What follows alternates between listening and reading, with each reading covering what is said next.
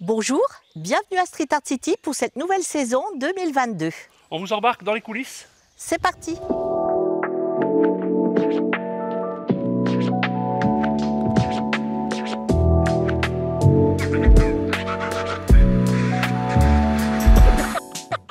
Sous la rouille se cachent des trésors. J'ai décidé de revenir à la source, à l'essence de mon travail artistique. Quand toute cette aventure a pris corps, je sortais de 12 ans de vie en camion. Les dernières années de cette vie sur la route, je vivais de la ferraille, la récupération de métaux. C'est quand je me suis amusé sur ces supports que la magie a commencé à opérer. À mes débuts, je donnais ces œuvres au fur et à mesure que je les réalisais.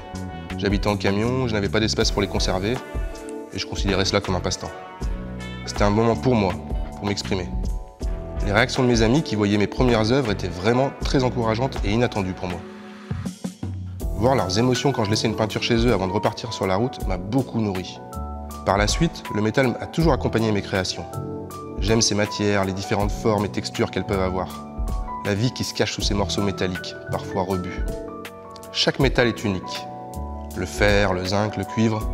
Et individuellement, chaque pièce de métal a une capacité de transformation via l'oxydation, la rouille. Pour moi, la rouille représente le vécu. Le temps qui passe sur notre société, où le métal est omniprésent, sans forcément qu'on s'en rende compte.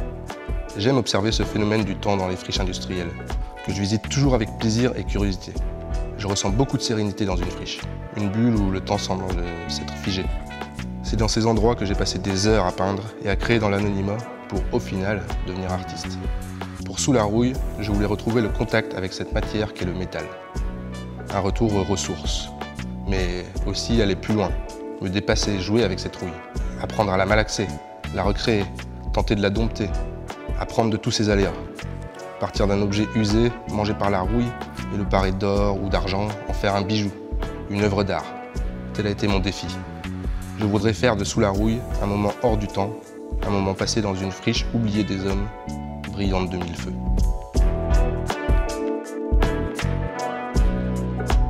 Bonjour Ted. Salut Sylvie. Bienvenue sur cette nouvelle exposition. Merci. Alors on te connaît bien maintenant et on sait que ton travail est toujours en lien profond avec ton ADN. Mais est-ce qu'on peut dire aujourd'hui que cette exposition, elle est un peu le reflet d'une étape de ton passé? Bien sûr, bien sûr. Comme souvent, effectivement, là j'ai voulu revenir vraiment au moment précis où je me suis professionnalisé. Et je sortais de 2 ans où je vivais que de la récupération de ferraille et de métaux. Et du coup, c'est sur ces supports-là que j'ai commencé à peindre et à montrer mon travail, quoi. Ouais. Donc ça te ramène à avant être artiste. Bien sûr, bien sûr. Et qu'est-ce qui a fait qu'à un moment donné, il y a quelque chose qui a basculé, qui a fait que tu t'es reconnu artiste, en fait, prêt peut-être à t'assumer, à passer le pas? Donc, ça a été plusieurs petits déclics d'affilée. Déjà, j'ai vécu 12 ans en camion. La dernière année, j'étais sur un terrain avec d'autres copains. On était une dizaine qui habitaient en caravane, en cabanon, etc. Et quand j'ai su que j'allais partir de cet endroit-là, j'ai décidé de faire le portrait de chaque personne, donc sur des bouts de métaux, pour leur offrir. Et si tu veux, moi, c'était pas un acte artistique dans ma tête, c'était simplement, je savais le faire. Et quand je leur ai donné individuellement à chacun, ça a été très fort émotionnellement, ce qu'ils m'ont rendu, c'était incroyable. Donc ça m'a fait un premier petit déclic, puis ensuite je me suis posé dans une maison pour la première fois de ma vie d'adulte. Et puis 3 mois après, j'avais fait 40 toiles. Il y avait quelque chose de frénétique, quoi. Ça t'avait nourri, en fait, ouais, ça t'avait fait passer une étape. Ouais, je me rendais pas compte que ce que je faisais comme un hobby pouvait toucher les gens comme ça, tu vois. Et le fait que ça soit individuellement à mes copains que je connais très bien, et puis que ça les touche aussi fort, tu vois, qu'ils aient la petite larme à l'œil et tout, ça m'a nourri, c'est exactement ça. Ça m'a touché au plus profond de moi-même, quoi. Alors le portrait, c'est vraiment ta prédilection, c'est très important. Sur cette nouvelle exposition, on est toujours sur du portrait. Chaque année, tu nous proposes du portrait, c'est ta marque de fabrique, on peut le dire comme ça. Et selon la technique que tu vas chercher, eh bien, on redécouvre ces personnages, on a une nouvelle, non seulement au-delà de l'émotion, mais les textures que tu proposes, c'est un peu ta force. Donc, qu'est-ce que tu as rencontré un petit peu? À quoi tu t'es frotté par rapport à cette rouille cette année? La rouille déjà, bien sûr, déjà, avant toute chose. Tu t'es frotté quand même. Mais ouais, le challenge, c'était de la dompter, d'avoir des supports atypiques. Et puis, c'est un truc que j'affectionne particulièrement, de récupérer quelque chose qu'on destine à la poubelle et de le remettre dans le marché de l'art. Je trouve ça... moi, c'est quelque chose qui me touche beaucoup.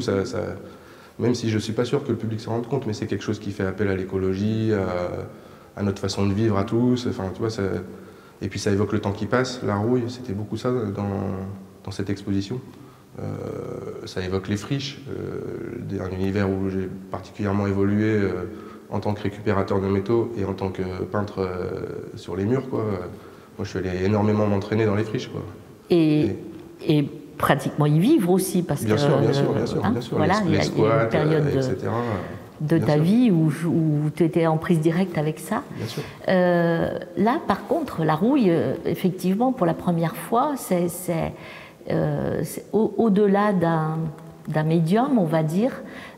Tu t'es frotté à quelque chose de vivant, en fait, en face de toi. Donc je pense que là, ton hiver, il a été rigoureux et rude pour arriver à dompter un petit peu tout ça. Déjà trouver les supports, les choisir, essayer de dialoguer avec eux, de comprendre comment le temps est passé là-dessus. Trouver... l'idée, c'est pas de faire n'importe quel portrait sur n'importe quel support. Tu comprends ce que je veux dire? Et donc, du coup, à chaque fois, d'avoir une réflexion assez poussée, intimiste sur chaque œuvre, quoi. Et puis là, le fait, au niveau technique, d'avoir gratté la rouille, parce que j'ai pas utilisé que de la peinture, j'ai beaucoup gratté la rouille. C'était vraiment aller chercher quelque chose plus loin que la surface, quoi. Et tu as la sensation que ça t'a fait aller chercher quelque chose plus loin à l'intérieur de toi? Bien sûr. Le fait, de toute manière, à chaque fois, pour toutes mes expos, d'ailleurs, j'ai l'impression que je fais ça, c'est toujours un retour aux sources à différentes époques de ma vie. C'est comme ça que je fonctionne. Et donc, du coup, forcément, ça touche quelque chose en soi quand on choisit une période qui est charnière, qui est importante. Là, la période entre la ferraille et l'art, c'est peut-être la charnière la plus importante de ma vie, quoi. Bien sûr. Professionnellement, au niveau de l'accomplissement personnel et tout ça, quoi. Donc encore un bon grand pas de fait. Voilà. Alors l'année prochaine, on est déjà dessus. Tout à fait. Tu commences à gamberger déjà. Donc on dévoile rien du tout. Là déjà, on garde secret. Et puis, on garde de toute façon, secret. c'est encore en friche, justement. C'est en friche encore dans ta tête. Donc on vous donne rendez-vous, en tous les cas, ici, à venir découvrir cette atmosphère, cette ambiance. Ça met les frissons. On n'est vraiment pas dans une exposition. Vraiment, on est dans un petit bout intime de l'âme de Ted Nomade. Merci, Ted. Avec plaisir.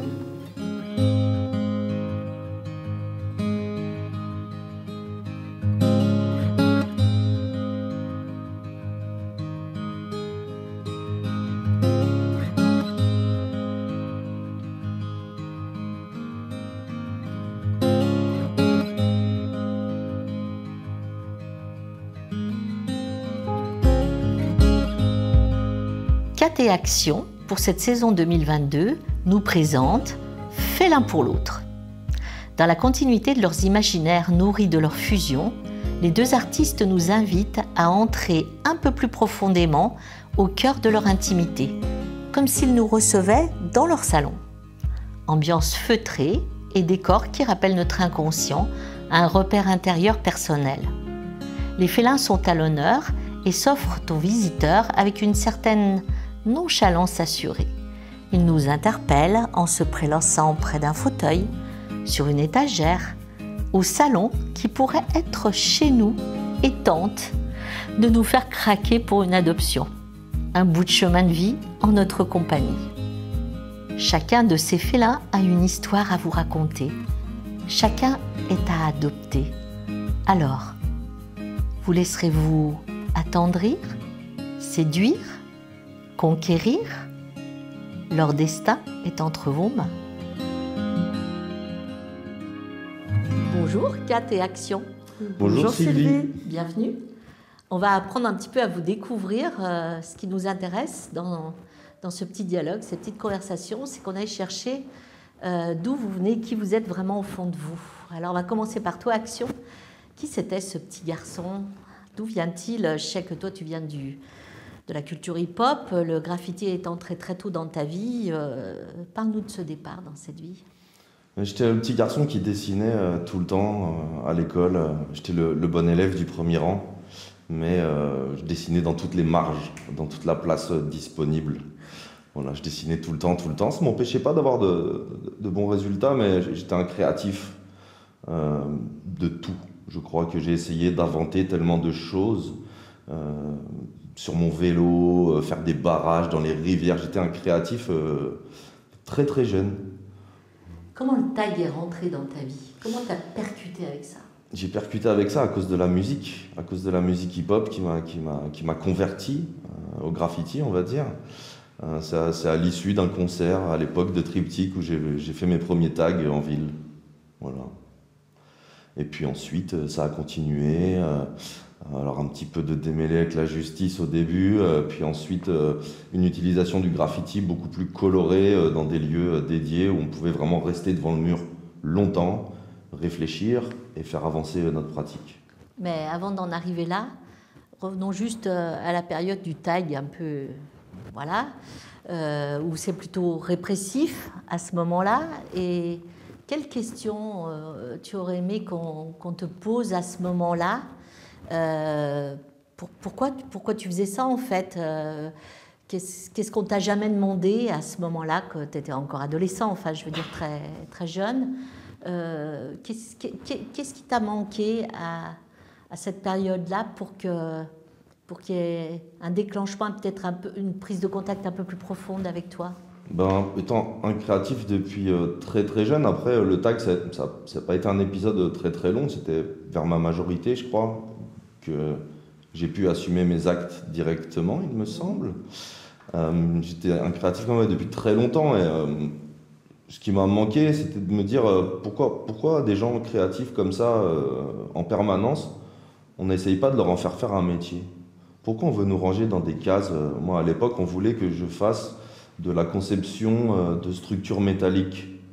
Très bien, ça m'aurait intéressé sûrement 2-3 mois, mais sachant que j'avais un panel de créativité qui était très très large, pourquoi on essayait de nous ranger dans des cases? Pourquoi on nous a tout de suite pas tout de suite orienté vers le fait qu'on puisse faire un métier de la peinture? C'est quelque chose dont je n'ai jamais entendu parler. J'ai eu l'impression quand je suis devenu peintre et que j'ai commencé à en gagner ma vie, que j'avais inventé un métier. Voilà. Alors qu'à mon avis, je suis pas tout seul déjà, on est à Street Art City, on s'aperçoit qu'on n'est pas tout seul dans l'expérience. Mais on nous a jamais parlé de ceci, on nous a jamais expliqué qu'on pouvait devenir entrepreneur de son propre art en fait. Je pense que c'est ça qui m'a le plus manqué parce que forcément dans un parcours d'enfant, un parcours scolaire, on est orienté. Voilà, on est orienté. Et je pense plutôt que j'ai été désorienté, ça c'est sûr. Orienté sur la forme extérieure, mais on ne prend pas assez en compte la ressource profonde qui on est, l'identité et ce que les enfants ont envie à ce moment-là. C'est ça. Voilà, mais bien heureux, tu avais quand même une ressource bien ancrée au fond de toi et tu as été fort. Donc ça a fait son bonhomme de chemin et puis Katia est entrée dans ta vie. Et là, ça a changé quelque chose. Ce lettrage, il s'est un petit peu modifié avec son arrivée. Ça a beaucoup changé. À l'époque, je recherchais un binôme, déjà. Ça fait quelques années que je me trimballais en Europe pour trouver un binôme. Je ne savais pas qu'il était dans mon lit. C'est étrange. Voilà. Et puis surtout, à l'époque, j'essayais tout un tas de manières de créer, très très différentes. Je pouvais passer de la sculpture à du land art, de la couture, je faisais de la menuiserie, je faisais tout un tas de choses. Donc j'étais assez versatile au niveau du style. Et la rencontre avec Katia, ça m'a focalisé sur un style choisi, bien sûr. Hein. Quelque chose que j'ai choisi, c'était d'aller faire du graffiti géométrique, minimaliste. C'était pas vraiment une notion du début, mais c'était graffiti géométrique mathématique. Voilà, c'était vraiment le début. Et puis de valider un binôme fonctionnel. Alors on va passer à Katia maintenant. Elle s'est construite comment, cette petite fille, cette petite Katia, toute son enfance? Parce que vous n'avez pas du tout le même parcours. Il vient vraiment du tag, du graffiti, de la rue, la culture hip-hop. Tu étais dans un tout autre tout autre domaine, tout autre environnement, toi? Eh ben, je me suis construit en étant petite fille, en ayant toujours des crayons dans mon sac. Mes parents m'emmenaient de partout avec de quoi dessiner. Et petit à petit, bon, il y a eu des événements un peu douloureux dans ma vie et l'art a été quelque chose pour moi, ça a été un échappatoire en fait. Donc je me suis rendu compte des bienfaits que ça pouvait provoquer sur moi. Et donc je me suis dirigée vers une école d'art tout simplement, parce que ne sachant pas trop où aller et j'ai pris le plus large possible. Alors pareil, beaucoup de regrets d'avoir été à la base très mal orientée. Il y a peu de personnes qui nous disent « mais vous pouvez en faire un métier ». Puis quand on dit « je voudrais aller à une fac d'art, mais qu'est-ce que tu vas faire de ça ?» Et je suis bien contente d'avoir suivi mon instinct et d'avoir été soutenue par ma famille également. Donc j'ai continué sur une fac d'art, ce qui m'a permis de découvrir ce que c'était qu'avoir une pratique artistique personnelle. Suite à la fac d'art et à ses bienfaits que ça pouvait faire, je suis allée me diriger vers l'art-thérapie. J'ai eu un diplôme universitaire et c'est à ce moment-là que j'ai rencontré Antoine. Donc je pensais rentrer dans quelque chose d'assez classique et il m'a fait découvrir les murs. Et je sais pas comment dire, ça a été une vraie piqûre, une vraie découverte. Et alors autant Antoine qui était capable de changer du jour au lendemain sa pratique, j'avais entendu qu'il voulait peindre sur mur. Donc je m'étais dit super, on va faire ça. Et on a fait, Antoine m'a dit on peut passer à autre chose. Puis je lui ai dit non, c'est fini, moi je veux plus grand, je veux continuer à voyager et à découvrir cette culture, ce mouvement artistique. Et là ça a été quand même quelque chose d'assez fort parce que lui, il vient de la rue, donc il y a quand même des codes, on ne se repasse pas, enfin voilà, c'est assez... Raconte-nous l'épisode où il part faire un mur tout seul dehors, tu restes à la maison. Alors oui, comme il t'expliquait, il recherchait désespérément son binôme, donc à nos débuts, on faisait beaucoup de participation à des festivals en tant que bénévole pour aider. Ça nous permettait de voyager et rencontrer d'autres artistes, parce que la rencontre fait partie de cette pratique. Et donc j'avais une intervention culturelle et artistique parce que donc on fait aussi des interventions auprès du public. Je ne pouvais pas partir avec lui, mais il avait laissé une magnifique toile où il avait fait toute une recherche, une composition géométrique dessus. D'ailleurs c'était ma toile, voilà, c'est bien fait. Et donc je l'ai appelé, je lui ai dit j'ai vu quelque chose, je vais peindre sur ta toile. Je vais toyer ta toile en fait. Il me dit non. Je dis si, parce que t'es à Biarritz et il y a 8 heures de route entre nous et je commence dans une demi-heure. Donc voilà. Il m'a fait bon, d'accord. Et donc c'est là où j'ai peint, je suis intervenue sur sa toile, mais c'est là où on a trouvé les premiers codes finalement de Cat et Action. En gardant toutes ces formes à l'intérieur de mes formes. C'est là où j'ai joué sur la transparence, où j'ai changé de couleur, là où je mettais mon illustration et que ces traits passaient. Et c'est là où on a trouvé une première formule qui fonctionnait par un heureux hasard en fait. On ne s'attendait pas du tout à ça, il cherchait un binôme, c'était pas moi, et ça a été les débuts d'une belle aventure. Et là, vous avez basculé et à la fois sur les murs et à la fois, surtout, vous êtes mis à faire des toiles, à faire des premières propositions sur toile. Donc, on a déjà eu un très beau solo show l'année dernière qui a eu un vif succès. Cette année, vous revenez à nouveau avec une exposition avec toujours votre style qui vous êtes de manière très très forte. Vous êtes à 2,5 là pour l'instant. Et du coup, cette fusion-là, comment vous la vivez en fait là, vous l'êtes complètement appropriée, comment vous êtes, vous en faites votre vie en fait? Ça a été une recherche de complémentarité entre nos deux styles. Donc Antoine avec plus le post-graffiti qu'il a fait évoluer. Donc c'est quand même, petit secret à savoir, dans chaque toile il y a Action qui est écrit, mais c'est plus une ossature pour qu'il inspire dans ses géométries. Donc moi c'est l'illustration et trouver le dosage pour que l'un et l'autre on puisse s'exprimer sans se marcher dessus, dans le respect. Un peu comme dans un couple. Un peu comme dans un couple. Juste un peu comme dans un couple. Pas de concession, une totale liberté d'expression de chaque entité du duo. Voilà, pas de concession. Un peu de friction. Pas mal de friction. C'est normal. Mais pas de concession, parce que c'est le prix à payer pour que le résultat nous plaise à tous les deux. Mais l'électricité donne de la lumière, donc il faut bien que... C'est ça, quelquefois ça frotte un petit peu. Voilà. Mais voilà. Donc ça c'est très intéressant parce que vous arrivez maintenant à une forme d'excellence, vous avez une technique et surtout vous avez imposé un style qui vous est totalement personnel, très propre. Et puis surtout, on voit bien sur vos toiles, en fait, c'est le résultat qu'on peut venir d'avoir des origines très différentes, que le parcours n'est pas du tout le même, qu'au départ, chacun est parti avec des codes pas forcément compatibles, très différents, et arriver à faire quelque chose qui matche bien, en fait, totalement. Et du coup, si ça s'était passé dans la rue, que quelqu'un vienne et veuille repasser une de tes œuvres, c'est sûr que ça se règle plutôt comme l'histoire du tag. On est toujours un peu dans le côté répressif, donc là, ça se réglerait un petit peu à coup de castagne. Alors que là, vous êtes l'exemple parfait où vous nous montrez que, en fait, poser un tag, c'est pas de ça dont il s'agit vraiment, mais de prendre le temps d'aller un peu plus à la racine à l'intérieur de soi. Pourquoi on engage cet acte, pourquoi on a posé ça. Donc ça m'amène à la question philosophique. L'instant philosophique, attention. Le street art sera vraiment le mouvement artistique de notre 21e siècle avec lequel l'humanité est en train de se construire intellectuellement et spirituellement, et vous en êtes les nouveaux maîtres avec tout le poids que ça a, une certaine forme. Vous avez entre les mains un pouvoir dont vous n'êtes pas forcément conscient, mais un pouvoir extrêmement riche et extrêmement puissant.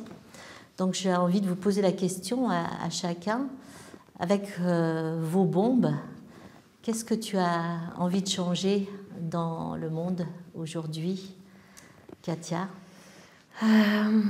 Alors, je dirais que c'est avant tout pour moi une aventure humaine, d'échange, de partage.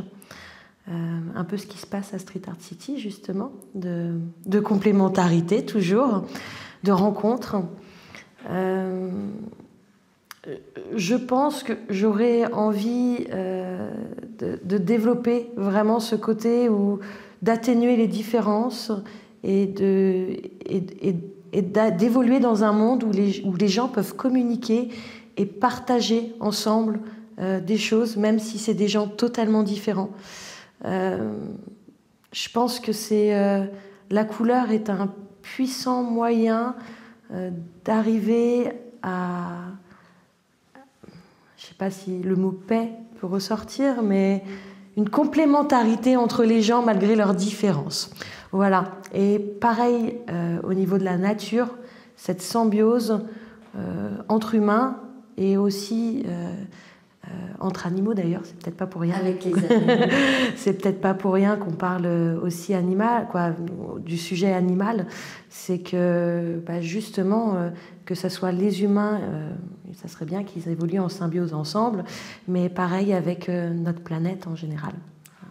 Alors on ne va pas atténuer les différences, c'est déjà ce que vous faites très très bien justement, ce que tu fais très bien avec ta couleur, on ne va pas les atténuer les différences, on va montrer qu'on peut être très différent et du coup parler à un autre langage qui nous rend totalement compatibles et vous en êtes vraiment l'exemple vivant.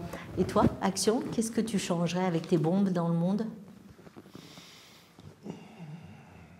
Avec mes bombes, on ne pourrait pas changer grand-chose. Je pense que ce sont d'autres bombes qui peuvent changer la face du monde, malheureusement. Je ne sais pas, peut-être cet accès à la culture par l'aérosol, pour moi, ça a été un vrai accès à la culture, le graffiti. C'est par là que j'ai commencé à manger de la peinture, à manger des peintres, à dévorer des ouvrages, à dévorer des expos. Et pourtant, c'était un outil tellement simple. Il y en avait dans les garages de tout le monde. Et cette accessibilité que donne le graffiti à l'art, je pense que c'est très important. Le cours d'art plastique à l'école ne suffit pas. Il faut qu'on puisse avoir accès à l'art tout le temps, à la bombe ou avec un crayon de papier ou avec une planche de bois, n'importe quoi, quoi. Mais je pense que ce que j'aimerais bien changer, c'est de dire aux gens, essayez, allez-y, faites-le. Vous allez voir, ça se fait, quoi. Ça se fait. Colorez vos murs. Colorez vos murs, puis après les idées vont mûrir. Voilà, forcément, je pense qu'il y a un artiste qui sommeille en chacun de nous. Peut-être des fois un piètre artiste, mais c'est pas bien grave. L'important, c'est qu'il s'exprime, quoi. L'important, c'est qu'on soit l'artiste de notre vie. Et vous nous montrez ça avec bonheur. Je vous embrasse très fort. Merci bien. Bienvenue à cette petite fille qui arrive très prochainement et qui est un bébé de Street Art City. On en dira plus longuement au prochain épisode. Notre Je petite vous roi. embrasse. Merci.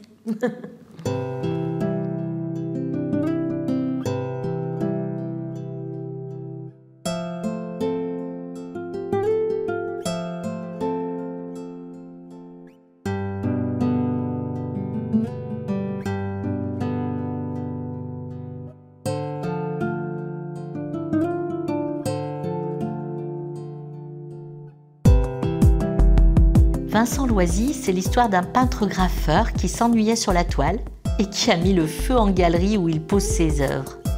Pour Offshore, chaque œuvre est unique, sans détour ni périmètre contraignant, en se conformant uniquement à la bordure charnelle de l'unicité de chaque personnage.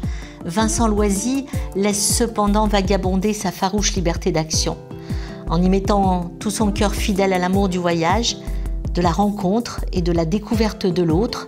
Au-delà des frontières et des espaces identitaires, il retrace la stricte émotion des visages, en faisant transpirer jaillir naturellement la culture et les racines de chacune et chacun. Tout est dit, tout est narré en cet espace facial si intime, délivré offshore, de toutes attaches ou amarres, dérivant, libre, sur les mers et les océans de notre terre-mère. Ne reste qu'à rêver, depuis le ponton de tous les départs possibles, avec l'horizon comme objectif, d'accoster sur une île vierge en embarquant une de ses œuvres offshore. Bonjour Vincent. Bonjour Sylvie. Alors on va remonter le temps ensemble. Si on parlait du petit garçon qui était Vincent, qui c'était ce petit garçon ? Alors, du coup, ce petit garçon, il était très basique, très simple, d'une famille d'ouvriers, sans prétention, sans... Il était turbulent, il cherchait quelque chose, comment il se sentait ce petit garçon ? Il a fait 2-3 conneries, mais comme tous les gamins, je pense. Alors, comment on en vient au tag ? Qu'est-ce qui fait qu'on est piqué d'une démangeaison, là, de taguer ? Qu'est-ce qui fait ça ? C'est bien, c'était une rencontre dans la rue, pendant qu'on faisait du skate à l'époque, avec un plus grand qui est venu avec un marqueur, un gros marqueur bleu. Et ça m'a tout de suite trituré, quoi. Je devais avoir 12-13 ans, pas plus, quoi. Ouais. Un gros marqueur, ça c'est intéressant. Donc ça t'a impacté, ça t'a interpellé. Ça m'a traumatisé. Ah ouais, traumatisé. Et de là, forcément, de là on n'a pas lâché, quoi. Enfin, ça m'a toujours traversé resté en tête, quoi. Ouais, clairement. Alors là, je suppose, à l'adolescence, 13-14 ans, la chambre, c'est le premier lieu de prédilection. Donc, Mon premier atelier, ouais. Mon premier endroit perso où on m'a donné cette chance d'en faire ce que je voulais.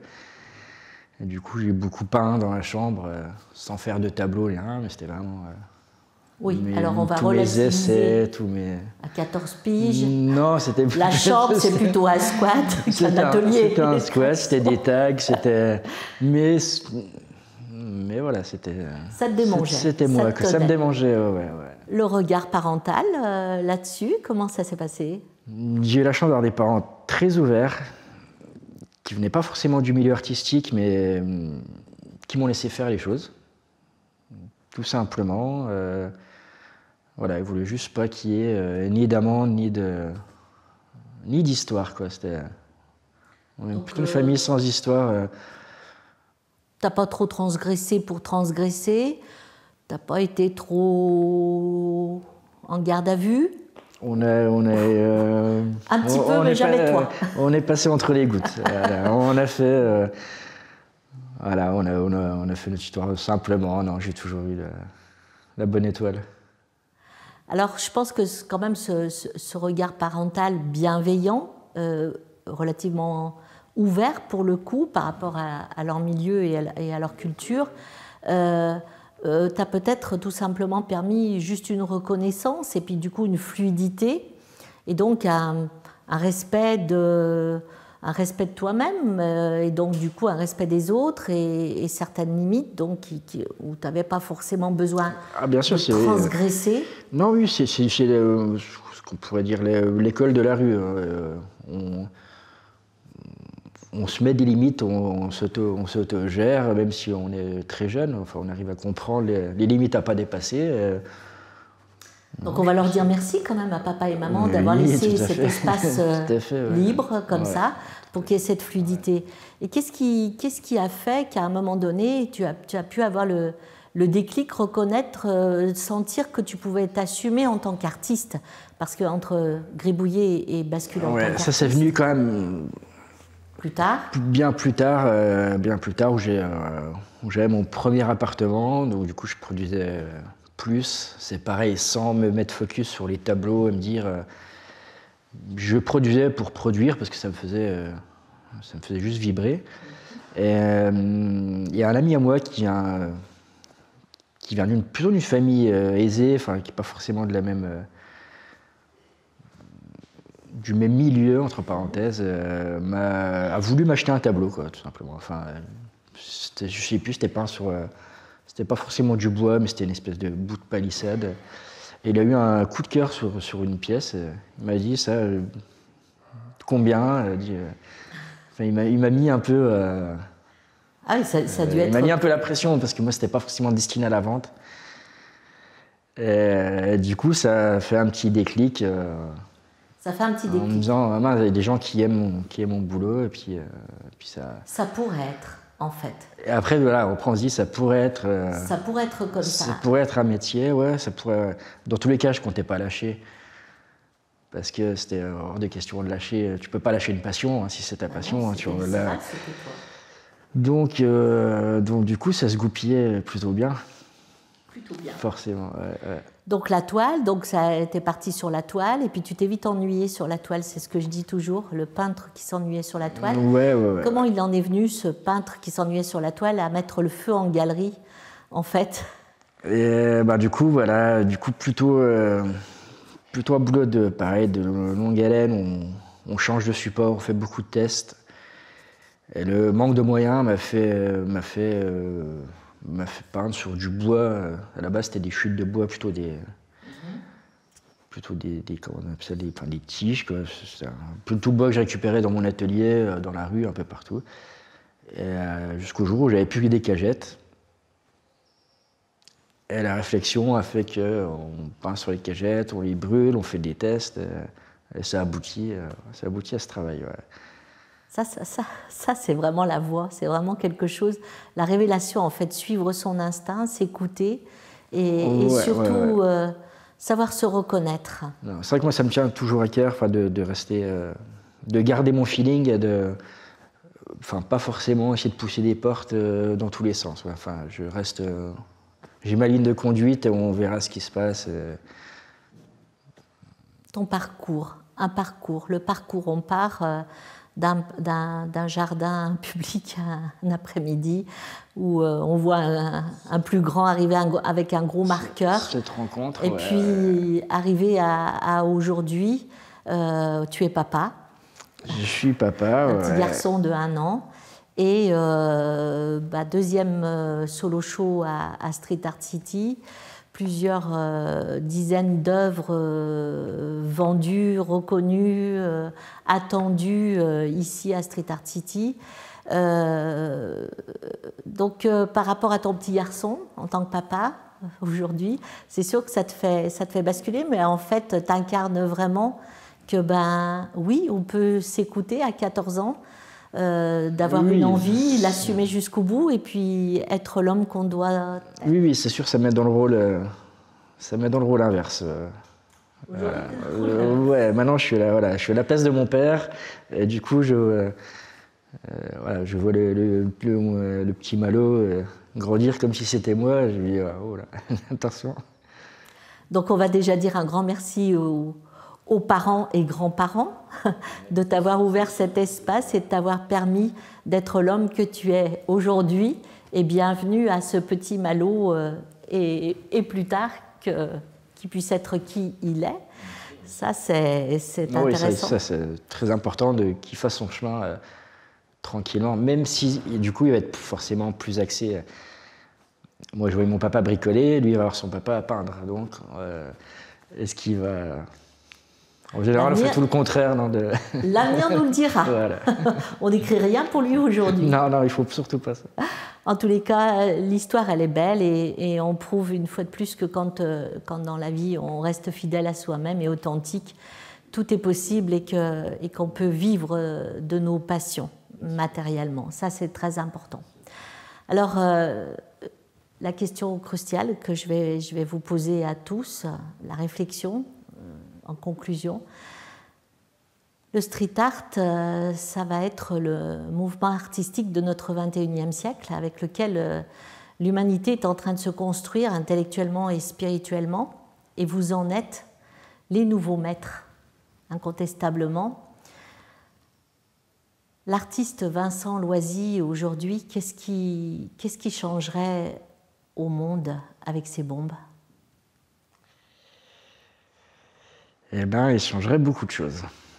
Il changerait beaucoup de choses. Je pense qu'on a tous vécu des sales périodes. Ces deux ou 3 dernières années, je ne sais même plus. J'ai arrêté de compter. Mais je changerais beaucoup de choses, quoi.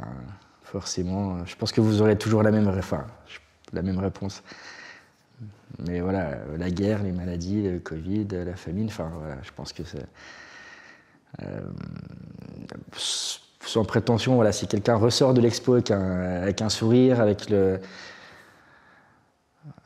fait d'avoir oublié un peu la société dans laquelle on vit, c'est déjà pas mal. C'est énorme.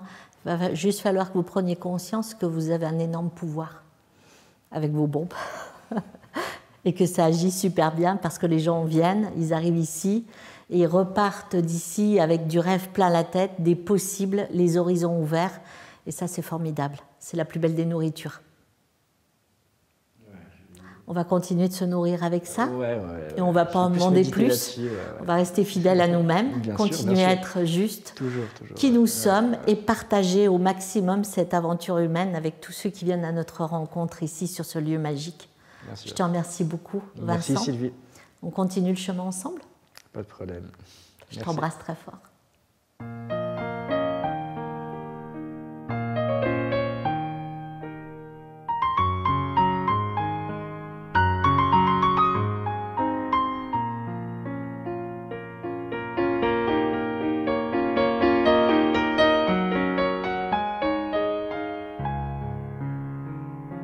Les Lovers de Ben Caillou sont de singuliers personnages illuminés d'une éternelle magie de l'amour. Purs, presque naïfs et pourtant si vaillants, ils traversent les épreuves de la vie, juste armés de leur fragile jeunesse, pétris de la véracité de leurs sentiments. L'artiste Ben Caillou nous présente cette première collection, telle une narration romantique. Chaque toile est un chapitre de vie, Un épisode où le corps est en action au gré de la réflexion émotionnelle. Un tableau au plus profond duquel est toujours levé l'espoir de l'amour qui est toujours le plus fort, malgré les tempêtes des vents et marées, les orages des déceptions, les turbulences des déchirures, les cicatrices des regrets, les artifices des coups de foudre. Les lovers de Ben Caillou portent leur cœur comme un étendard, comme le verbe originel. L'artiste les crée poètes de leur vie, peint et dépeint la poésie de leur chemin de vie, faisant de leur âme un poétisme absolu. Au-delà de nous séduire au fil de son histoire, Ben Caillou nous cueille avec tendresse, nous fauche avec amour, pour définitivement nous toucher de sa douce et sincère authenticité. Le poétisme est accouché, et des innombrables bribes sentimentales de la vie peut se construire toujours, chaque jour, un poème à jamais.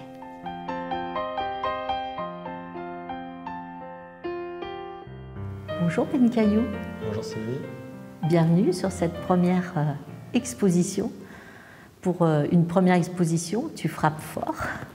Un grand espace, un bel espace où tu as choisi le poétisme. Oui, pour une première, déjà je remercie Street Art City de m'avoir fait confiance. Et c'est vrai que c'est un challenge parce que pour moi c'est la première expo où j'ai une scénographie et ça m'a permis de mettre en image et en valeur mon univers qui est ces petits personnages qui sont certes enfantins mais qui ont quand même du vécu. J'essaye d'aborder le thème de l'enfance parce qu'au fond de nous on a tous un enfant et je pense que même quelqu'un qui est gris ou peu importe ce que la vie nous a amené comme douleur et comme bonheur, on a tous ce petit enfant entre nous, on aurait tous pu se croiser sur un terrain de jeu quand on était petit et j'aimerais rappeler ça aux gens et moi mon travail tourne autour de ça. Il est très récurrent et c'est vrai que ces personnages, moi du coup je les ai baptisés les lovers de Ben Caillou et on va continuer, on va tirer ce fil là Street Art City avec toi sur ce sujet-là parce que tu nous apportes vraiment une vraie histoire, un vrai style, une vraie technique, une patte bien à toi, effectivement, comme tu l'as si bien dit, à travers ces petits personnages qui font écho à notre enfant intérieur. Ne pas l'oublier, ça c'est clair, on a un peu tendance à le laisser de côté au cours de notre vie. Et du coup, effectivement, ils paraissent fragiles, petits, naïfs, purs. Mais alors, quel courage dans tes toiles, il y a une telle force, tu arrives à nous montrer les étapes de la vie qu'on peut traverser, qui ne sont pas toujours bien cool, parce qu'en fait, ils sont toujours amoureux, mais ils ont quand même une petite épreuve sur la tête ou derrière eux, ou en train de traverser une tempête. Et ça, qu'est-ce qui te motive par rapport à ça? C'est comme ça que tu vois l'amour, toi, d'une manière générale? C'est plein de bonheur, mais le bonheur a peut-être son revers en permanence. Ouais, c'est vrai qu'on me dit souvent qu'il y a un peu de mélancolie. Après, pour moi, l'amour parfait, il n'est pas parfait. Et puis la vie, c'est comme ça, il y a des hauts, il y a des bas. Je trouve que les mauvaises épreuves, elles nous permettent d'avancer, d'être plus forts par la suite. Et aimer, ça fait mal, mais c'est aussi une essence. Enfin, je sais que moi, c'est ce qui me fait avancer. J'ai 30 balais. Et pourtant, j'ai déjà l'amour des grands-parents, l'amour de mes parents, l'amour de ma compagne, l'amour de ma fille. Donc, je pense que c'est indispensable pour tout le monde. Et l'amour des visiteurs de Street Art City, là, parce qu'ils sont déjà conquis. Hein. Ils sont déjà conquis. Bien. Bon, écoute, on va continuer de tirer le fil de cette histoire parce que c'est l'histoire sans fin, c'est l'histoire de la nuit des temps. Et on est très très heureux de t'accueillir au sein de Street Art City. On va faire un vrai bout de chemin ensemble. On va se dire pas contre vent, tempêtes et marées, mais justement dans le bonheur, la lumière et l'amour. Merci de nous apporter autant d'authenticité, de douceur, de force. À chaque fois que je suis à ton contact, j'ai plein de frissons. J'ai juste envie de te faire un bisou. Et je me dis, c'est vrai que la vie, elle vaut le coup d'être vécue. Et ne lâchons jamais ça, n'oublions jamais notre petit enfant qui est au fond de nous. Tu nous le rappelles super bien, superbement bien. Je te remercie beaucoup. Merci Sylvie.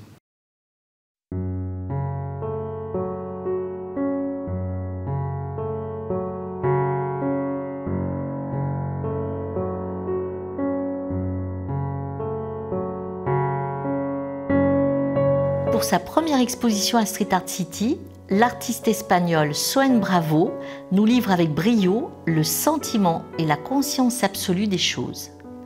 À la manière des tankas, qui sont les poèmes japonais qui retranscrivent cet état d'âme des choses de la vie, Soen nous conte picturalement, avec un brin de nostalgie, son chemin de vie artistique, ses expériences, ses apprentissages, à travers les objets et les outils bien propres au graffiti. Les bombes et les pinceaux, tels des fleurs par exemple, se mettent à vivre et puiser leur énergie dans un vase, créant l'union entre nature et création humaine. Chaque tableau est rigoureusement construit sur l'ambivalence antinomique des sentiments et des choses. Chaque œuvre parfaitement maîtrisée techniquement. Soen Bravo nous offre une collection de 9 tableaux exceptionnels et nous prouve qu'il est passé maître en la matière de l'art et la manière, d'une lecture sociologique de l'essence de la racine du passé à l'éther de la probabilité d'un futur, en nous plongeant dans le mystère de la magie de notre présent.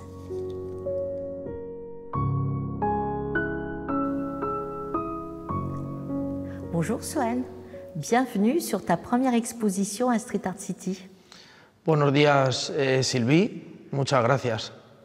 Alors tu nous arrives de Madrid et au-delà de tes œuvres, nous sommes avides de découvrir qui tu es. Parle-nous un petit peu de ton parcours artistique. Comment tout ça a commencé?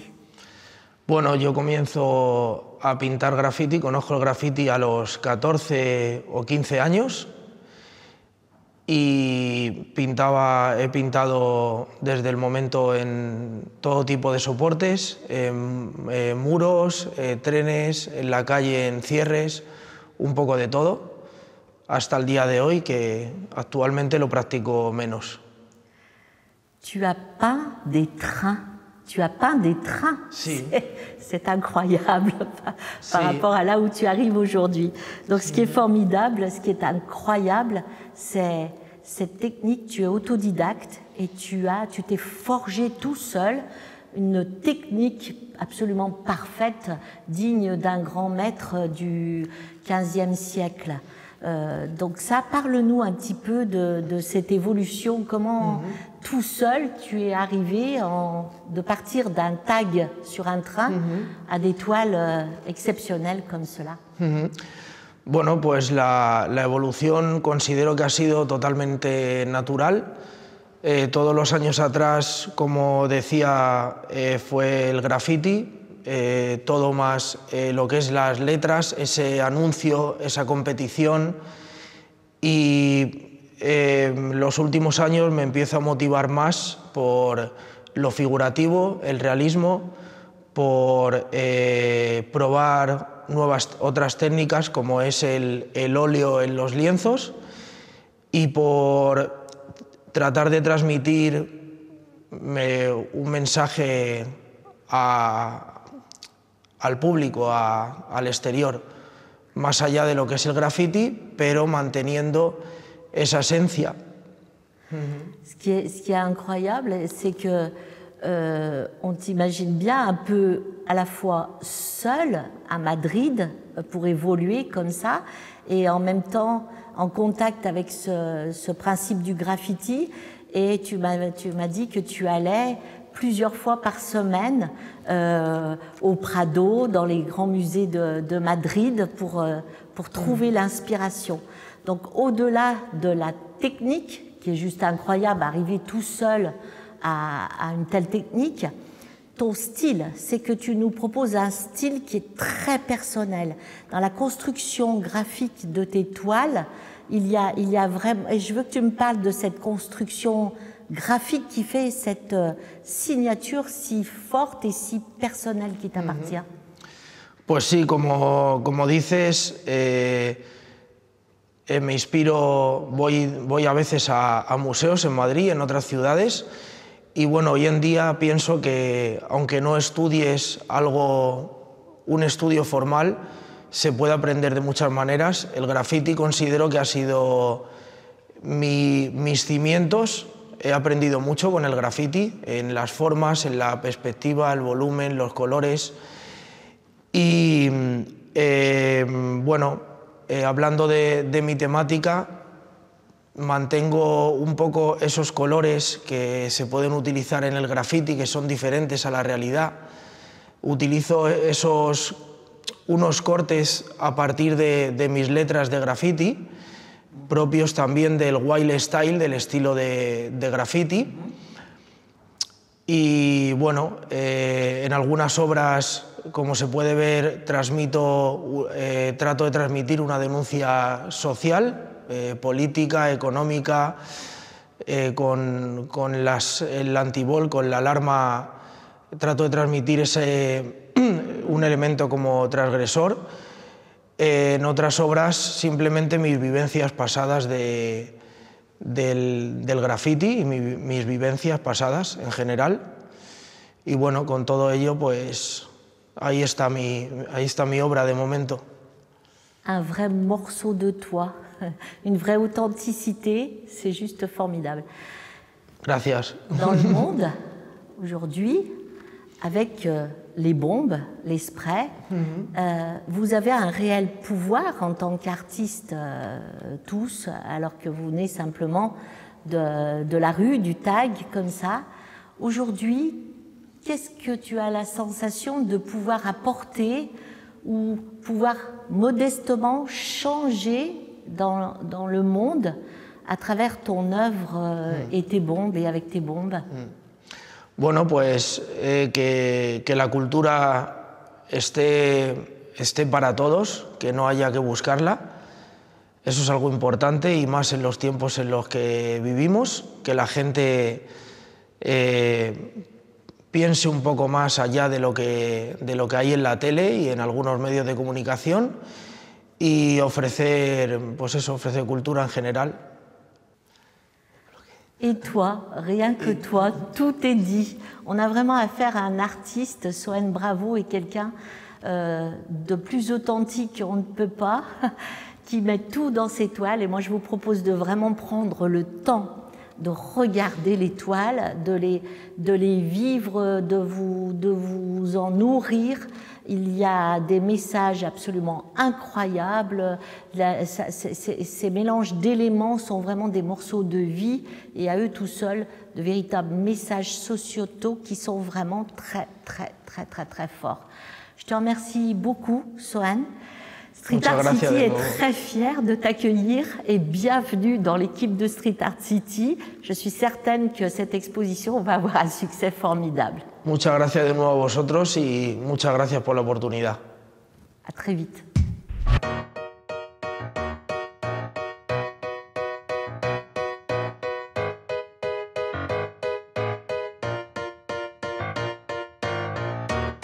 En 2021, on se baladait sur le boulevard Oréo dans une atmosphère parisienne.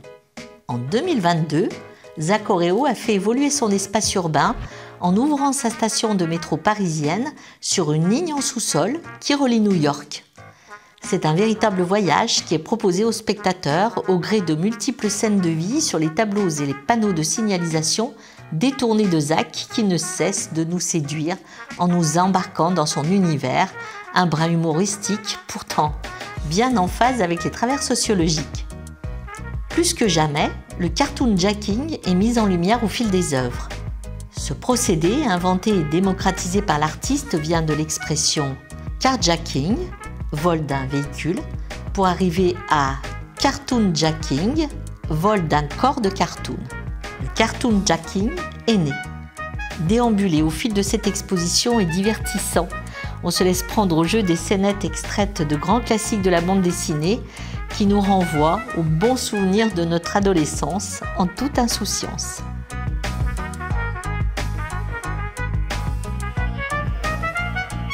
Bonjour Zach Oréo. Bonjour Sylvie, bienvenue dans la première ligne de métro Paris-New York. Dis donc, on s'y croit plus vrai que nature.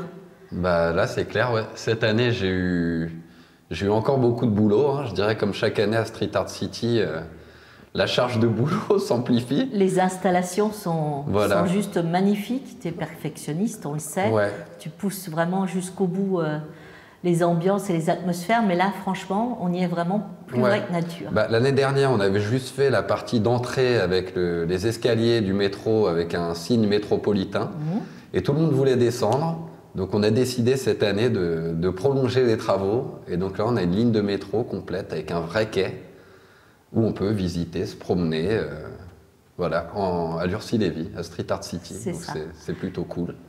Et de Paris à New York. Voilà, et de Paris à New York. Donc en fait, l'année dernière, je ne sais pas si vous vous rappelez, Zesso m'avait un peu sauvé la vie et donné un petit coup de main à finir la fin du boulevard. Donc il avait fait toute une partie New York. Et donc on a eu l'idée cette année, vu que lui ne fait pas vraiment d'expo, d'exposer pas mal d'œuvres à lui dans les escaliers new-yorkaises. Et donc ici, c'est le métro parisien qui va directement jusqu'à New York. J'ai essayé de ramener un petit peu tous les supports différents que les artistes du métro aiment bien graffiter. Affectionnent. Donc il y a des wagons de train. J'ai aussi amplifié un petit peu toutes les œuvres. C'est-à-dire que l'année dernière, j'avais surtout bossé sur des Tintoretto et des signes de rue. Cette année, j'ai ramené des extincteurs, des grands plans de métro taille réelle. Les grands plans de métro, il faut en parler. Il y a 2 grands plans de métro originaux, et on a le droit de le dire.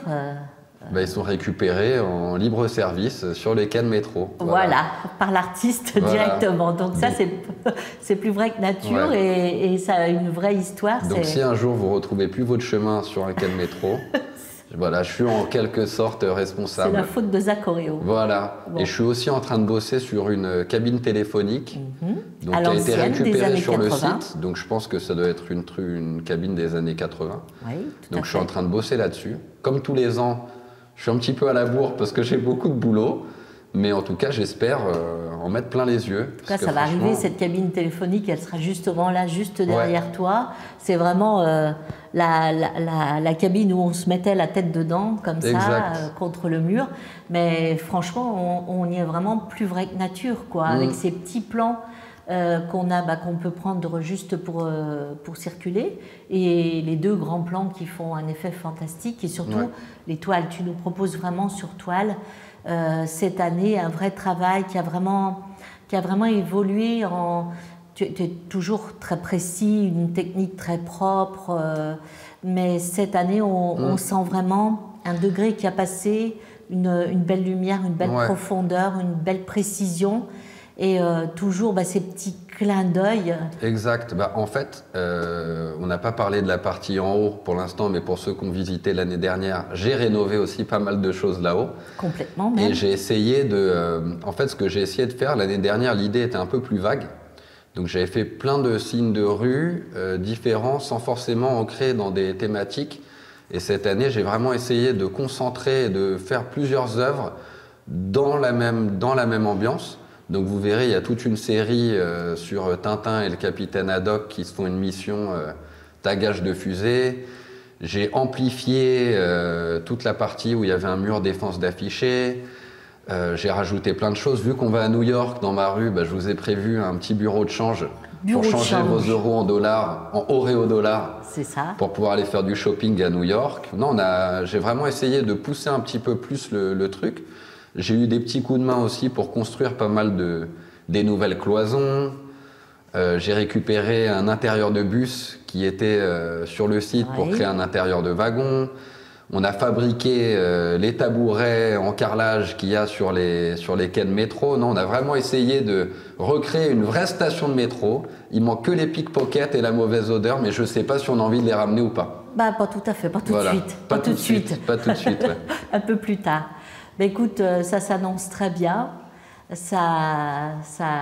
En tous les cas, les collectionneurs qui ont commencé à passer en prévision, en avant-première, les journalistes aussi qui se succèdent, c'est un vrai bonheur que de voir les gens arriver là au pied de l'escalier et dire je m'y crois plus vrai que nature, quoi. Je suis dans le métro parisien, parisien avec les yeux qui brillent. Et puis c'est rigolo aussi de ramener donc toute cette partie urbaine, parisienne ou new-yorkaise, même à la fin, dans un endroit comme Street Art City.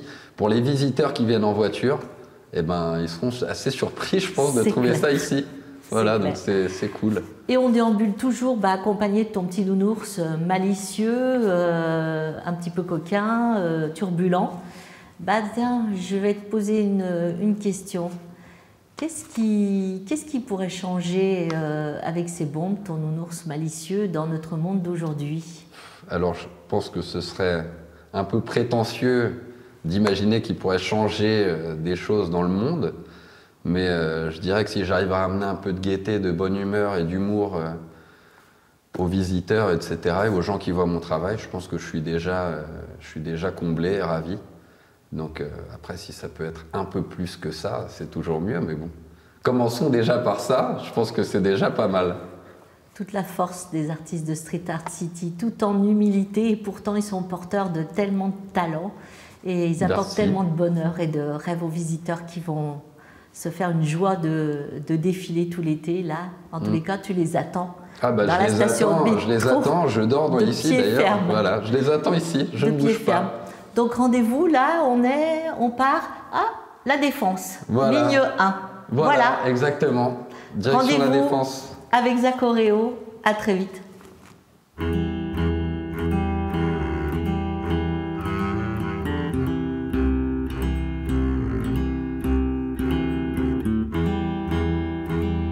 Les deux artistes, Pink Art Rose et Zachary, s'extirpent de leur groupe de musique Bonnie and Clyde pour mettre en scène leur peinture. Écoute mes poumons s'enrayer à fleur de vie, j'ai froid. Le groupe Bonnie and Clyde pourrait se qualifier d'une sorte de gang de 1, 2 ou 3 personnages. Sur scène, le ton est donné par la chanson française à texte. Les protagonistes se livrent et embarquent leur public dans le tourbillon d'une cavale intimiste émotionnelle. Se faire la malle, pour en finir du refrain et attaquer un nouveau couplet dont on connaît si bien la musique. Et l'échappée belle, encore une fois. En musique, l'échappée est une note mélodique étrangère à l'accord qui la supporte, une note libre. On peut considérer ces deux artistes féminines comme deux échappées belles, libres par leur tout possible, et joliment nues, connectées à l'âme de leur talent artistique. Le titre de leur exposition de peinture ainsi choisie évoque un court voyage en une temporalité qui nous plonge agréablement au creux d'une atmosphère subtile, prête à nous révéler un nouveau monde après avoir évité de justesse un danger. C'est une sorte d'incursion surprenante qui est susceptible à tout moment de nous connecter au plus intime de notre moi profond, profondément unique. Cette exposition nous délivre et nous livre des œuvres où chacun peut s'y retrouver. À nous de nous reconnaître. Bonjour Pink. Bonjour Sylvie. Bienvenue encore une nouvelle fois au cœur d'une expo que tu nous proposes avec cette fois-ci un petit morceau plus corsé de ton univers personnel. Oui, effectivement. À côté de la peinture, je chante aussi dans un groupe, Bonnie and Clyde.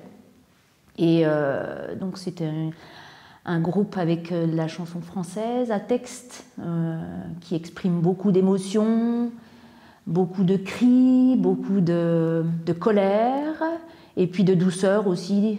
Et donc c'est le thème de cette exposition, voilà, Échappée belle.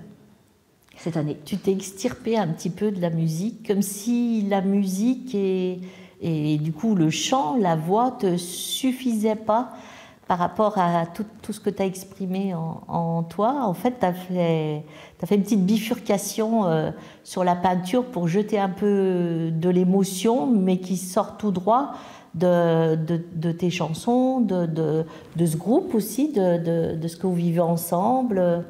Tu avais besoin de plus en fait. En fait, tu avais besoin de plus encore. Exactement. En fait, comme j'explique souvent, c'est que la musique nourrit la peinture chez moi et la peinture nourrit la musique. Donc c'est un peu un cercle vertueux. Et j'ai besoin des deux justement pour aller au plus profond de mes émotions aussi, l'interprétation que je peux faire aussi dans les chansons et là, sur les toiles.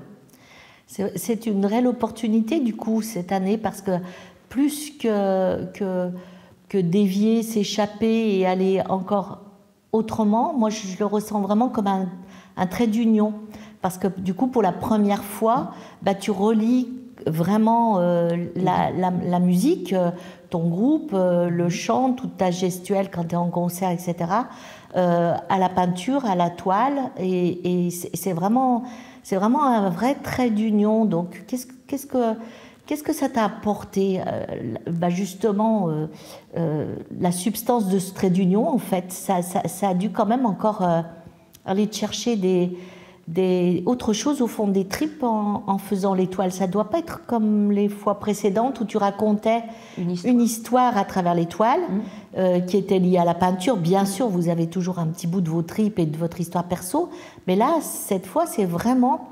Oui, je le ressens vraiment comme un trait d'union. Oui. Donc ça a dû quand même aller bouger des choses au fond de toi, peut-être auxquelles tu t'attendais pas forcément. Non, tout à fait, effectivement. Je suis allée chercher au fond de mes tripes, effectivement, puisque c'est mes émotions, c'est mes sentiments, c'est mes colères, pour pouvoir le transmettre au spectateur. Comme on est sur scène, en fait, il y a un peu un parallèle qui se fait, c'est-à-dire qu'on se livre, donc c'est un peu une mise à nu aussi. Et on pourrait dire, oui, que c'est... là, vous avez en fait un peu l'exposition des sentiments très personnels qu'on a, que je ressens, moi, au moment où je chante et au moment aussi où j'exprime toutes les idées et les sentiments qu'il peut y avoir à travers les chansons.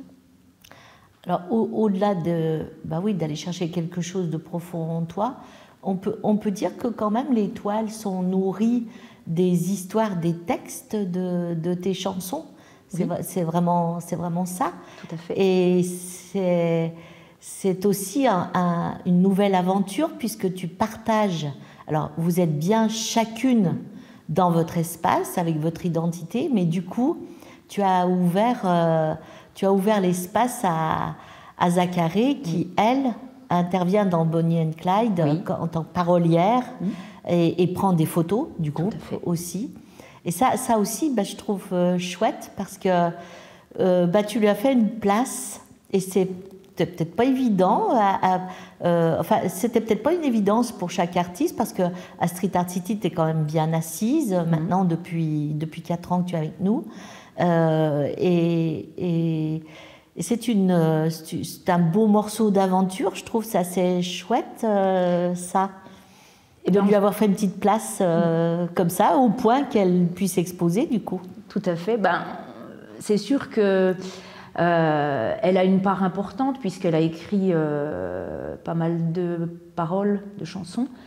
Et en fait, en discutant, elle dit « mais c'est incroyable parce que vous avez réussi avec le groupe à pouvoir exprimer tel que j'ai ressenti les sentiments, tous les mots que j'ai pu mettre dans ces paroles.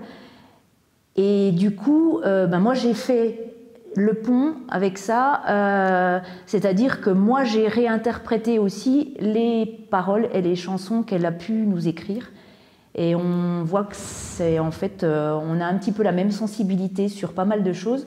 Et c'est ce qui fait qu'en fait, l'exposition, on est deux, mais avec deux entités différentes. Et puis on se complète vraiment, pour le coup, sur cette expo. Donc on peut dire que c'est une belle échappée. C'est ça. Pour deux belles échappées, belles en fait. Eh bien, écoute, je pense que les visiteurs tu vas encore cueillir les visiteurs différemment. Ça, c'est vraiment le clou du sujet de cette année parce que sans les dérouter, je pense qu'ils peuvent être vraiment interpellés parce que jusqu'à maintenant, on avait vraiment un style Pink. À travers un fil conducteur qui était une petite fille, aussi la construction graphique des toiles qui restait assez récurrente tout en faisant vraiment des tableaux bien détachés, des chapitres d'histoire. Tout à fait. Et d'un coup, oui, on est cueillis, interpellés parce que on voit une toute autre facette de Pink en fait. Pink nous livre autre chose, mais c'est toujours elle, mais plus tout à fait elle, autrement, et une belle diversité, une belle échappée. Voilà, c'est ça. Une belle voie de dégagement. Oui, puis je me suis laissée libre comme on peut le sentir en musique, de pouvoir aller tester des nouvelles techniques et puis toujours au profit de l'interprétation du sentiment. Et en fait, je me suis éclatée. Voilà. Ah bah c'est ça qui est super. Oui. C'est le plus important et je pense que ça ment pas. Chaque visiteur va bien ressentir cette émotion. C'est important que chacun puisse aller y retrouver ses sentiments et voilà, on passera peut-être d'une toile à l'autre, mais le visiteur va se retrouver peut-être dans une, peut-être pas dans l'autre. Et on verra à la fin de l'exposition les retours. Voilà. En tout cas, avec cette double exposition, on en prend plein les sens, dans tous les sens, parce qu'on aura aussi accès à ta voix. En fond sonore, on aura ta voix, on en prend plein la vue, on respire vraiment cette espèce d'échappée de liberté. On se sent vraiment libre, libéré un peu dans la nature, comme ça. Et voilà, sensation assurée. Sensation assurée. Je te remercie beaucoup, ma Pink. Merci. Et à très vite pour de prochaines nouvelles aventures.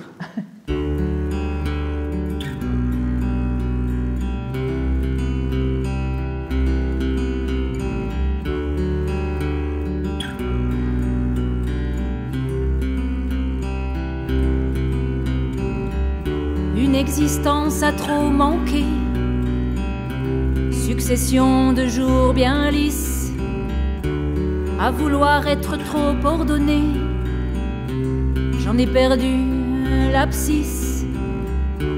Pour vivre la grande évasion, j'ai des envies d'interdit, coupable de vivre chaque émotion, les plus victimes de subir ma vie. Hold up moi, toi aussi, brise les barrières. Regarde, c'est beau, la liberté. Pas de meurtre. Bonjour Zacharie. Bonjour Sylvie. Bienvenue sur cette grande première pour toi. Merci beaucoup. C'est une grande première. C'est une grande première, effectivement. Dans beaucoup de sens du terme. Oui. Donc justement, on va retracer un petit peu ce cheminement parce que tu as un petit parcours un peu particulier. Tu as atterri à Street Art City avec des bombes, certes, mais pas tout à fait comme les autres, bardés de bombes. Et toi, tu as plus... c'est le lien à la musique, en fait. Tu vas nous expliquer comment et pourquoi t'en es arrivé là. Alors déjà, c'est une rencontre avec le groupe Bonnie and Clyde, donc avec Pink, la chanteuse de Bonnie and Clyde. Et ça s'est développé par la photo. Voilà, les premières amours avec Bonnie, c'était prendre des photos du groupe et ensuite écrire des paroles pour le groupe. Voilà, et s'en est découlé une expo.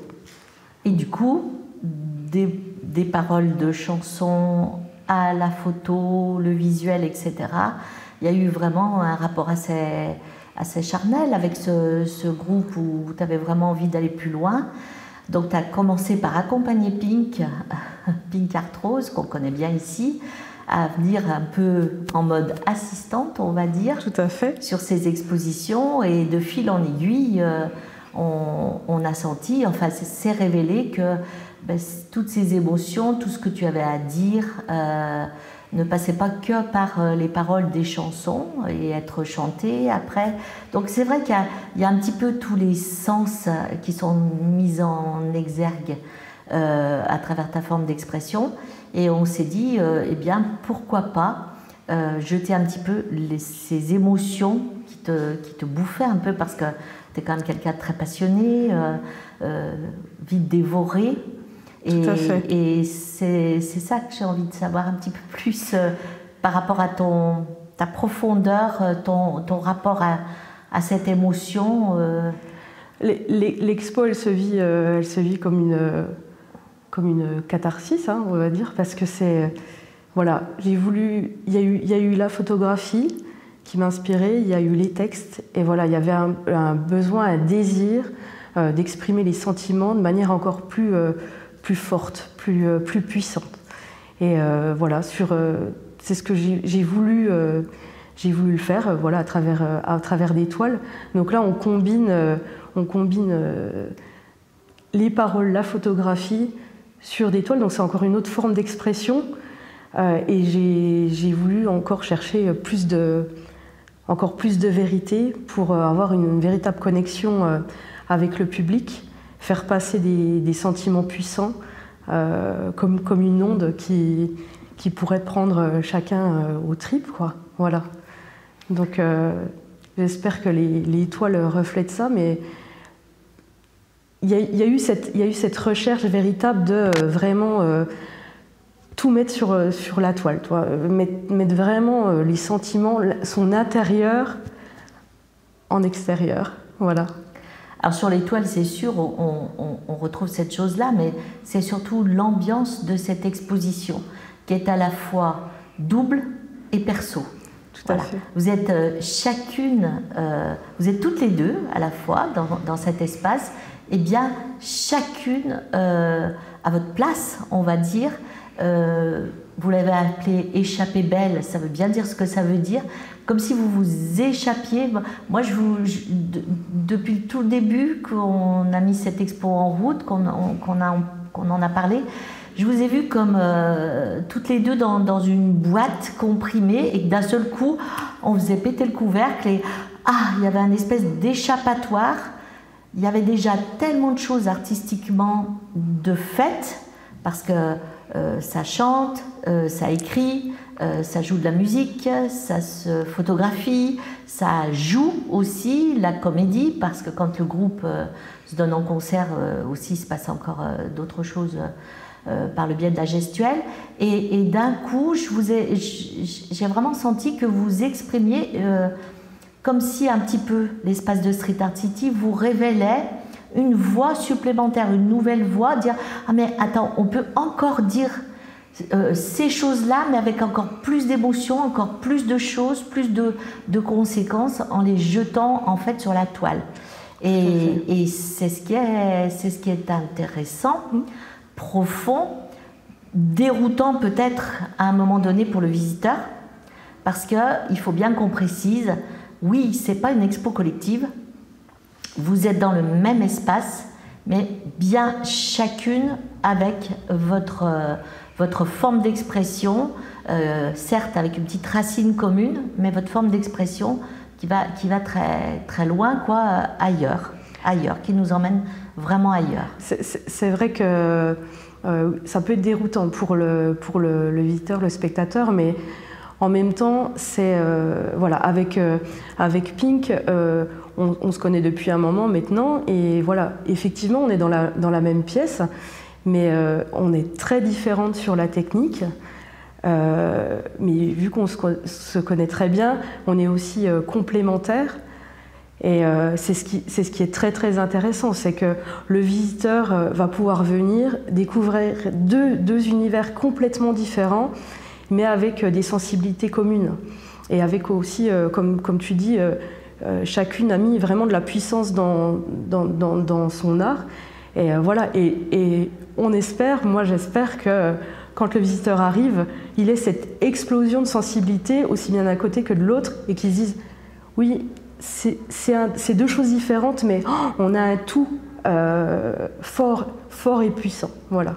Il y a un tout fort, mais il y a quelque chose de très particulier. Tu as vraiment voulu te singulariser par rapport, c'est pas simplement une toile en lien avec la photographie que tu fais, etc., l'écriture. Justement, l'écriture, elle est présente sur la toile, mais tu nous as proposé un concept qui est complètement novateur, enfin qui est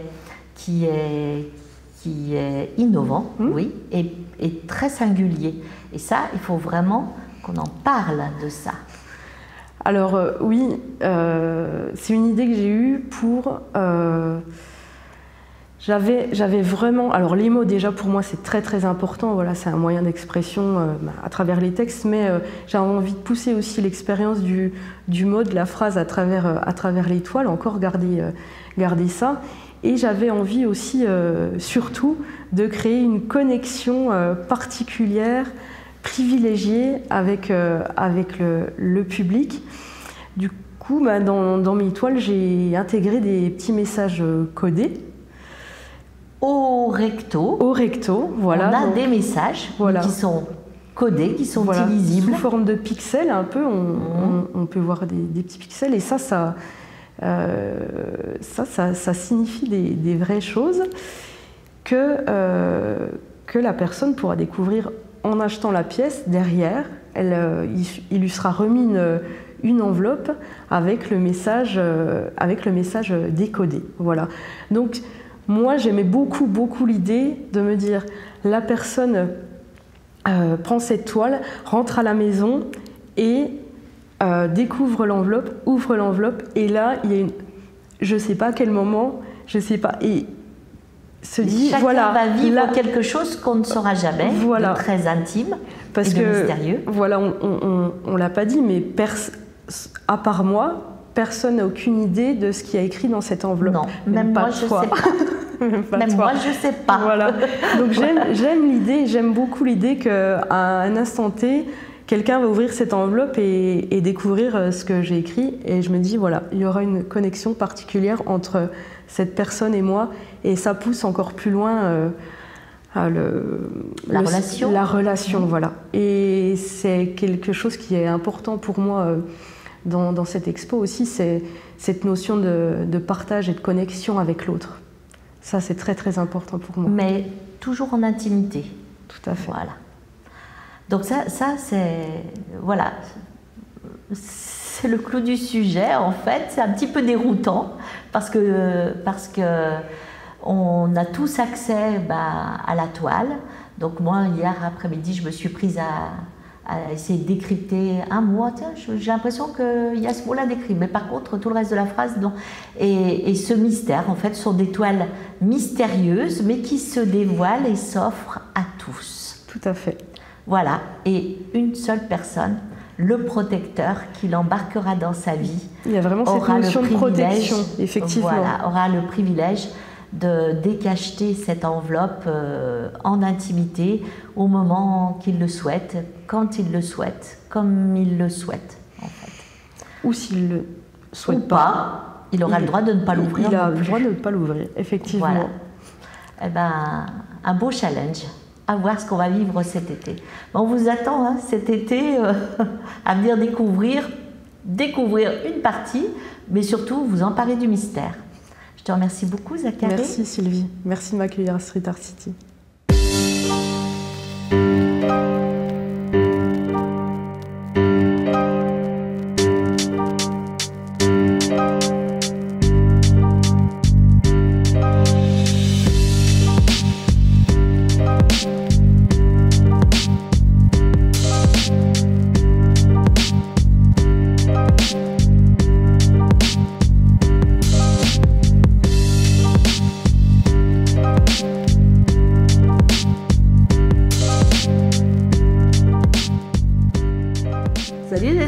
Salut Sylvie, ça va? Ouais, bien. Alors, qui de mieux que toi pouvait incarner ce métro new-yorkais cette année? C'est sûr que pendant 11 ans, je l'ai pris le métro à New York, donc je le connais bien. Je connais bien le métro et on peut dire que je l'ai utilisé un paquet. Et en fait, quand l'année dernière, avec Zach, il a commencé à faire la station de métro parisienne, parce que lui, il est de Paris, et que moi, je me suis dit, je vais faire le truc sur New York, c'était cool. Et là, cette année, on est allé un petit peu plus loin dans le délire. On est un petit peu en transition. Tu n'as pas vraiment de solo show cette année parce que tu es sur la préparation d'une énorme exposition pour l'année prochaine, 2023, dont est le sujet. Ce sera la grosse surprise, la grosse claque. Donc super, là on reste, du coup cette année il faut vraiment profiter parce que tu t'es permis de faire un peu plus petites pièces que d'habitude, tu bosses vraiment sur des gros formats Et puis, tu as proposé un peu quelques prints, tout ça, tu vas nous en parler. Et ce qui fait que cette année, c'est le moment où jamais, tous ceux qui se repentissent de ne pas avoir pris du Zesso en 2017, il faut y aller, il faut venir cette année. Je ne sais pas si cette année, c'est l'année ou jamais. On va dire toutes les années. Toutes les années, c'est l'année ou jamais. Mais c'est vrai que... Non, c'est vrai que cette année, j'ai travaillé sur des plus petits volumes. Parce que... Je sais pas, j'ai fait beaucoup de gros volumes les 2 dernières années. J'avais envie de passer un petit peu sur des plus petits volumes, déjà. Et puis ça faisait un moment que j'avais envie de présenter du travail sur papier. Donc c'est pour ça que j'ai fait pas mal de sketchs originaux sur le thème du subway, parce que comme j'investissais cet endroit, que j'avais décoré l'année dernière, et puis en utilisant les cartes du métro, enfin les maps, les plans, voilà, pardon. Les vrais plans, des vrais plans originaux du métro de New York. Que j'ai ramené de New York, j'en ai plein. Et donc les plans du métro de New York. Et donc je travaille un petit peu sur papier avec des sketchs originaux, mais aussi avec des séries de print. Parce que je travaille avec un imprimeur d'art à Barcelone, que j'aime beaucoup son boulot. Et donc on a bien bossé ensemble. Voilà. Alors sur les toiles, là par exemple, cette toile, on va retrouver justement le fond d'un plan de métro new-yorkais original. Hein. C'est pas une photocopie qui est collée dessus. Donc ça c'est intéressant. Et puis on aura notamment 2 toiles en collab. Toi qui fais jamais de collab. Je fais jamais de collab. Mais ça, ok, mais là c'est un peu particulier parce que c'est avec Swartou. Et Swartou, c'est vraiment mon pote avec qui je peins depuis des années. Ça fait plus de 10 ans qu'on peint ensemble. Oula, même, non, plus. Ouais, 17 ans qu'on peint ensemble. Enfin, le temps passe. Et puis, c'est vraiment mon super pote. Et c'est moi qui lui ai proposé parce que lui, il n'est pas du tout dans ce délire de faire des toiles. Il n'est pas du tout dans cette dynamique. Lui, c'est plus la rue, du roulant, enfin, il est plus dans le mode tag agressif, vandale, tout ça. Mais je lui ai proposé, je lui ai dit, j'ai dû le convaincre, hein, je l'ai poussé un petit peu, mais j'avais vraiment envie de faire ça avec lui. Peut-être qu'après je le ferai avec d'autres, mais je voulais d'abord faire ça avec lui, disons.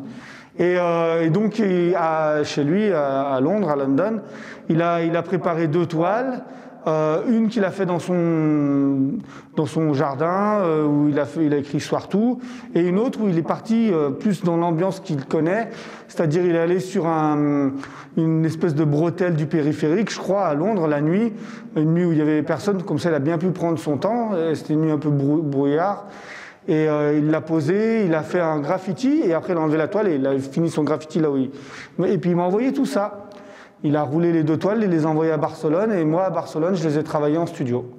Donc une vraie collab à 1600 km de distance, quoi. Ouais, ça, elles ont une histoire. Ces 2 toiles, c'est très particulier. Il voulait absolument les signer au dos. Il est venu à Barcelone exprès pour signer les toiles. Donc il a quand même fait le voyage.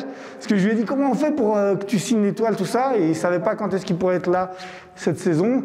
Je lui ai dit, ça serait bien que tu les signes en début de saison. Il m'a dit, écoute, je viens à Barcelone. Et il est venu pour signer les toiles. Donc ces 2 toiles de collab, elles ont vraiment du charme, quoi. Elles viennent de... Ouais, moi j'ai essayé de mettre mon univers et je lui ai dit, toi, mets le tien. Et on va essayer de... Ça fait des années qu'on bosse ensemble sur mur. On fait des choses complètement différentes sur mur, surtout quand je bosse avec lui. Mes murs ressemblent à mes toiles quand je bosse tout seul. Quand je bosse avec des potes, c'est plus ambiance graffiti, disons. Et là, j'ai vraiment essayé d'amener mon truc et lui le sien, et franchement, je suis super content. Elles sont vraiment cool, ces 2 toiles. Je les aime bien. Donc, j'avais un doute au départ, je me suis dit, est-ce que ça va marcher ou pas? Puis quand j'ai reçu ce qu'il m'a envoyé, j'ai dit, ouais, ça va marcher, c'est sûr. Oui, ça marche. Voilà. Ouais, je suis content. Ça match. Ça match. Ça marche bien, puis lui, il est super content aussi, donc franchement, c'est... Voilà. Il avait déjà un pied à Street Art City, parce qu'il est passé au tout début, en 2016, on n'était même pas ouvert au public. Et on garde bien précieusement le beau corner. Ouais, je suis content parce que ce mur, malgré son exposition au soleil l'après-midi, n'a quasiment pas bougé les couleurs. Je suis content. Hein. Parce que c'est vrai que ça commence à faire quelques années maintenant. 2016. Ouais, donc il n'a pas bougé. Et c'est vrai que c'était une collab sympa. On avait bien rigolé cet après-midi-là. Donc c'était cool. Voilà. Donc là, vous l'aurez compris, on est dans le graffiti pur et dur du Zesso. du Zesso. Oui, Swartou hein, aussi.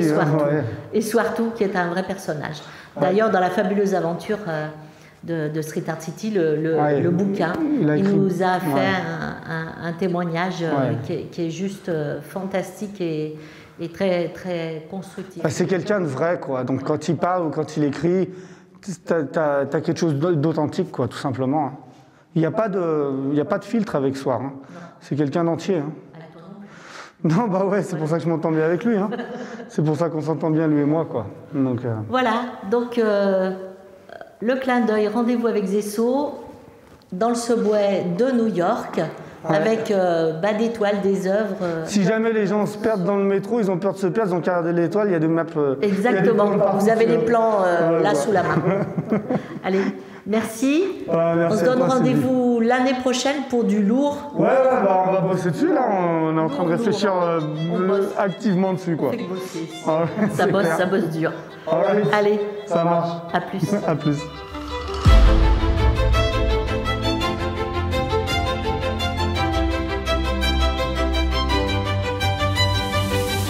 Alors vous l'aurez compris, Street Art City vous propose une fois de plus une saison exceptionnelle. Les artistes se sont surpassés pour nous proposer chacun un thème, un sujet, une technique qui lui tient à cœur, qui l'inspire ou qui l'émeut. Que diriez-vous de profiter de vos prochaines vacances d'été pour venir partager cette expérience unique? Et jusqu'au 31 octobre, 7 jours sur 7, sans exception, de 11h à 19h. Alors réservez vite vos entrées sur le www.street-art-city.com. Toutes les œuvres exposées sont disponibles à la vente. Vous pouvez également les découvrir depuis votre canapé sur le www.street-art-city.com. Nous sommes à votre écoute pour répondre à vos attentes. Nous vous souhaitons un très bon été et une excellente saison 2022, ensemble, ici, à Street Art City.